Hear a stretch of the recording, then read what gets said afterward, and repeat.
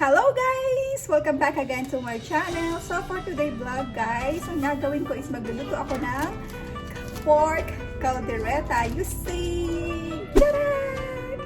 Yan, Mama Sista'S caldereta spicy sauce mix. Ayan. So ito yung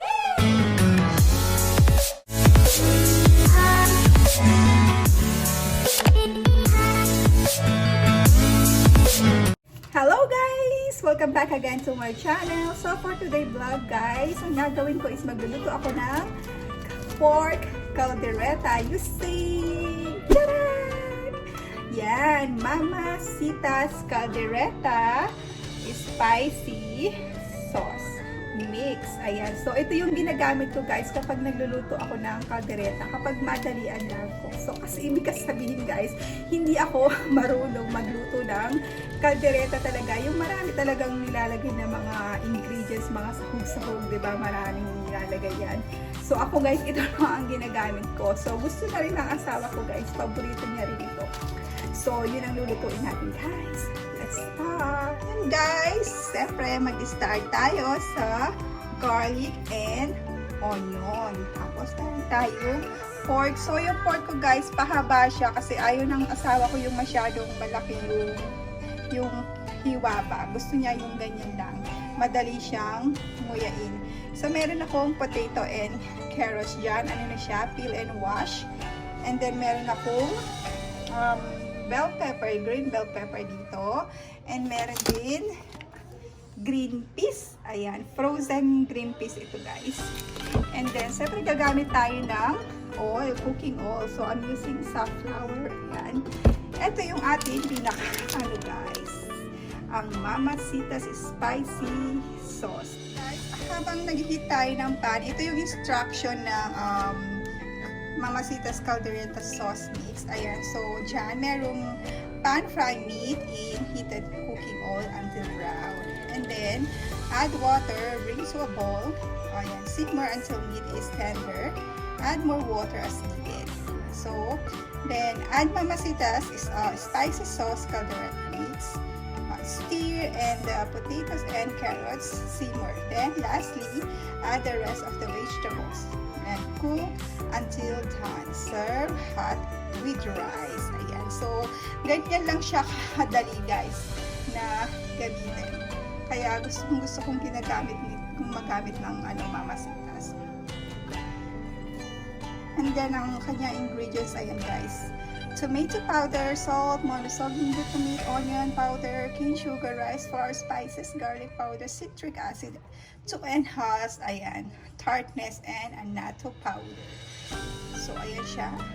Meron siyang carbohydrate, meron siyang sugar, and then may added sugars din siya. So, mainit na yung ating pan, guys.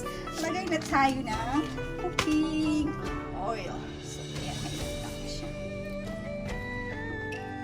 So, mga 1 tablespoon lang ng cooking oil, guys, or 1 to 2 tablespoon. So, ayan. Painitin lang natin yung ating oil. So, ayan na. Diyan na lang ako sa maliit na pot. Kasi, konti lang naman yung aking lulutuin.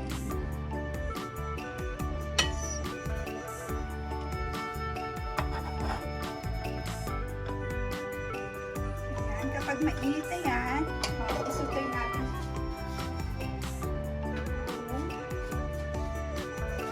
So, kapag mainit na nga yan guys, isutay natin yung ating garlic.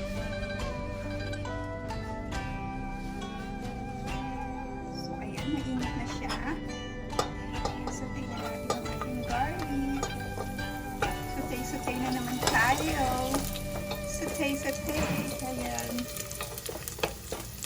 So, ayan. Sorry guys ha. Hindi ako ganun marunong magluto. Kaya minsan gumagamit ako ng mga additives.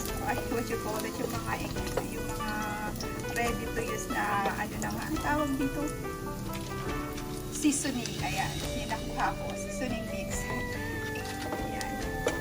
So, huwag nating hayaang masunog ang ating onion, ay garlic.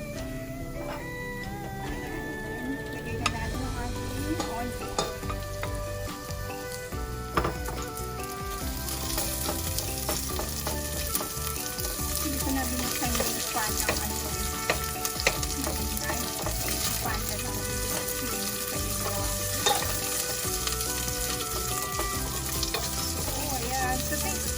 tayo guys.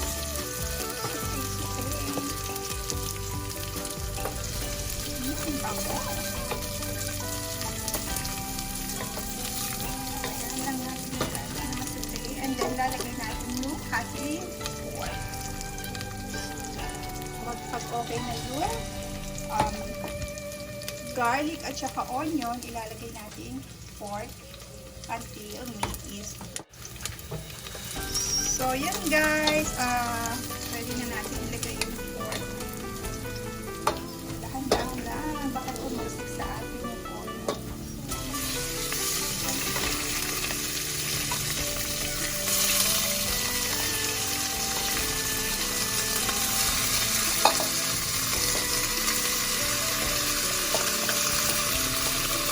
So, yun nga guys. Kung napapansin mo, yung pork ko is tahaba yung hiwa. Kasi ayaw na asawa ko yung sabi niya ng hiwa. Kasi para madali siyang hiwa. Gusto niya yung mga ganyan lang. Pero depende kung ano yung laki ng hiwa.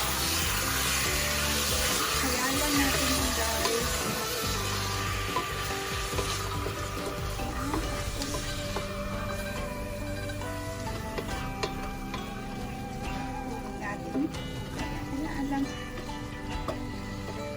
Pwede rin kayong mag-add dyan ng laurel leaf guys. Since wala ako, nilalagyan ko talaga siya guys. Kaso wala ako ang laurel leaf. Naubusan ako. So yan. Takpan natin.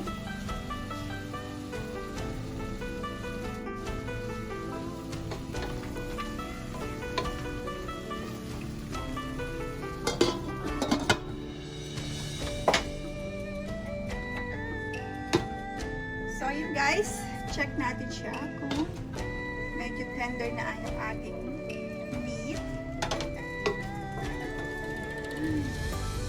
So, I think pwede na siyang haluan ng caldereta mix.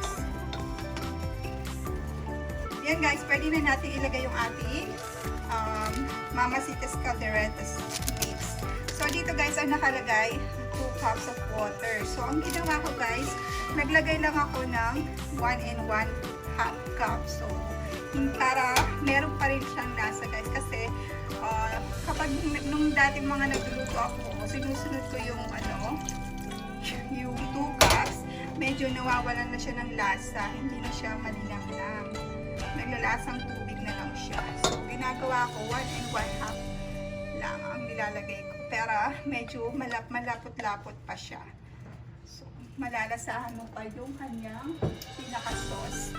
Tsaka, hindi naman kami gaano mahilig sa sauce. Dahil yung asawa ko nga hindi naman nagkano nagka-kanin. So, ganyan lang guys. Pakuluin lang natin yan. Another few minutes. Tapos kapag kumulo na yan, pwede na natin ilagay yung ating mga vegetables. So, balik tayo later guys. Pakuluin lang natin. Check na natin guys kung kumukulo na. So, ayan guys, kumulo na siya. Kumukulo-kulo na siya. Pwede na natin i-add muna yung ating mga ilang vegetables like this, potato and carrots. Pagsabay na natin guys. Para sabay silang maluto. And then, add natin yung ating inubos na nila yung aking bell pepper. So, konti lang na yun.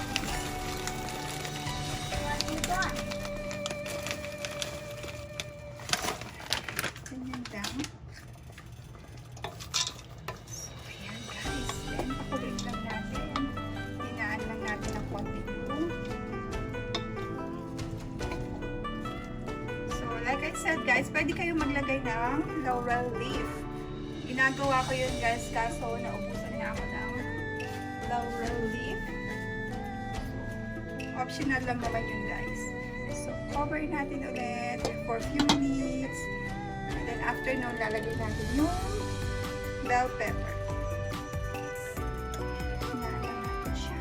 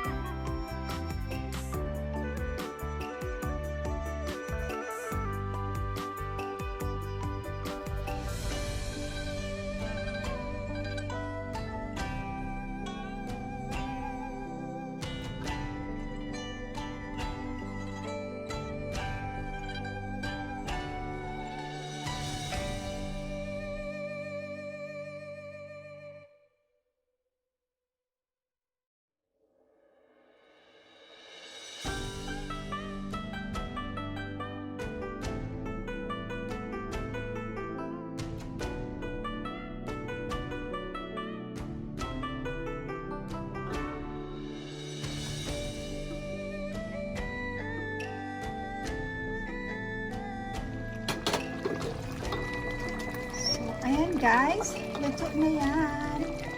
Luto na yan guys. Hindi natin gaano